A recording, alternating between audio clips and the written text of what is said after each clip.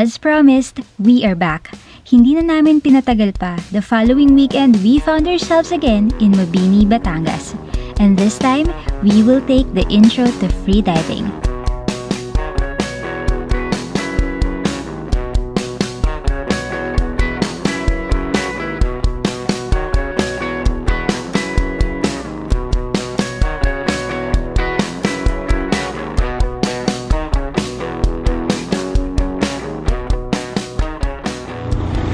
So there guys, touchdown dito sa Salve Dive House and nakasettle down na kami. So dito sa room, we're going to start dun sa theoretical training daw ng 9 AM. So luckily, kaming dalawa lang nilayon yung mag-i-intro to freediving today. Kaya parang private class kumbaga. So tara! We booked our freediving lesson with Salve Dive House via their Facebook page. As mentioned in my previous vlog, madaming accommodation ang nag-o-offer ng freediving lesson sa Mabini, Batangas. Prices will vary depending on the number of participants, room type, and package inclusions. By the way, this is the old headquarters of Salve Dive House. They moved to a much better location but with the same vibe. For the updated price, message them on their Facebook page, link on the description. We paid 3,500 pesos and kasama na sa package na binook namin ang 1-night accommodation, 3 sessions of open water dive, 4 meals, gear rentals, at syempre ang mga aura videos and pictures. If wala naman kayong sasakyan, pwede kayong mag-commute or they can arrange carpool for you. O diba, very convenient, ikaw na lang talaga ang kulang. Ang kalmado ng dagat. Sana all kalmado! The open water scares me because of how vast the ocean is. But at this point, I am conquering my fear. Being adventurous sometimes requires a courageous heart.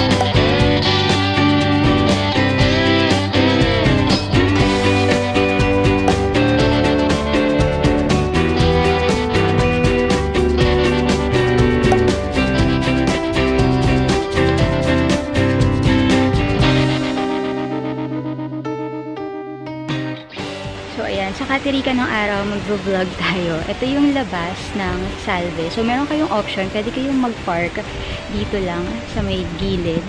Or, meron din naman sila yung parking space naman yan.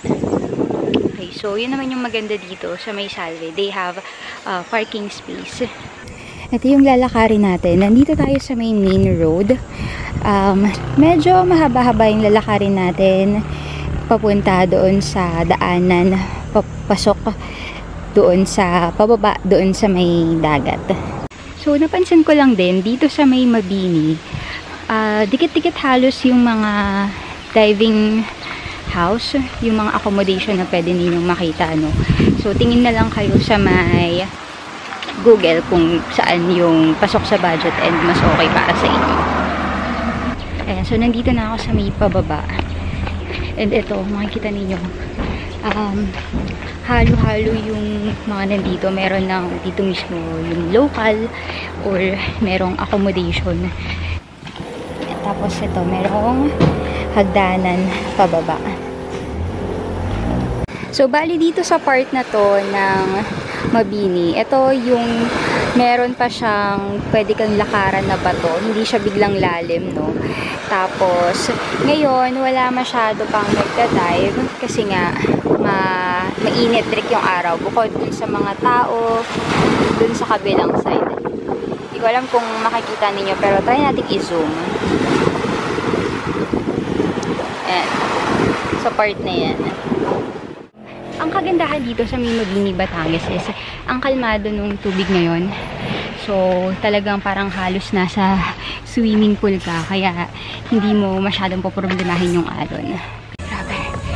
Ay, grabe. Nakakapagod. So, ayan. Napakita ko na sa inyo yung lugar, no? And, kaya lang din talaga ako naglakad-lakad ngayon kasi sobrang busog ko. Tapos maya-maya magda-dive na kami ulit mamaya. Mahirap mag-dive ng busog. So, medyo nagpababa lang din ako ng kinain. Init naman. Grabe. So, sakto. It's 2:01. Balik na tayo din.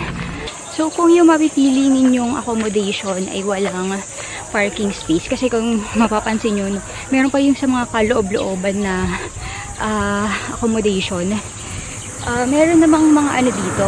Meron namang mga paid parking.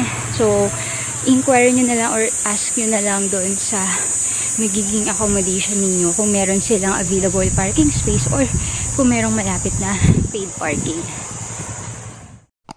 Since we are in Mabini, Batangas, of course, we cannot skip visiting Mount Gulugud Baboy for an epic sunset.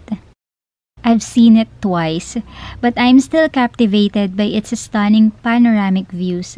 Definitely a perfect spot to end the day.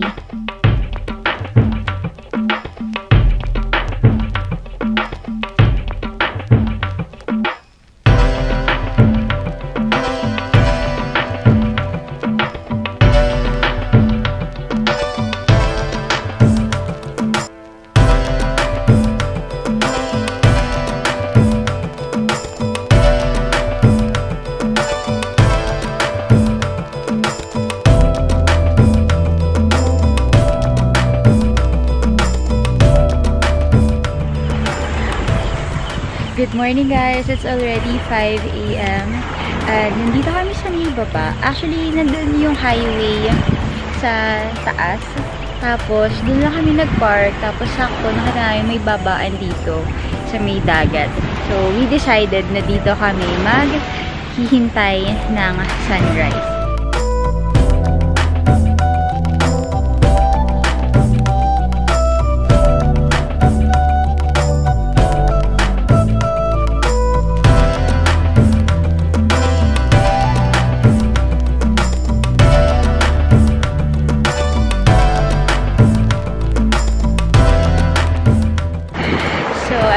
Set up ko na yung chair with a little bit of help from my lion followers.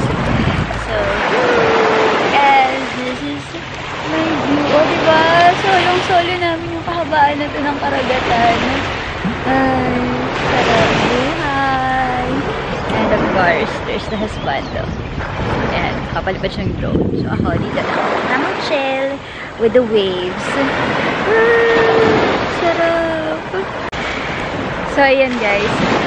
The sun is up and this is just me chilling na enjoying yung waves. Tapos, solong-solo namin yung dalampasigan na to. As in, wala talagang ibang nandito ngayon. Well, sino ba naman kasi yung gigising para manood ng sunrise, diba? Just enjoy this very peaceful moment dito sa may dalampasigan. Ganda, grabe. Ito yung mga moment na tamang tulala ka lang. Hi. Alright, so nandito na kami ulit sa accommodation namin and nakapag-breakfast na rin kami. So, this is our last session ng pag-dive.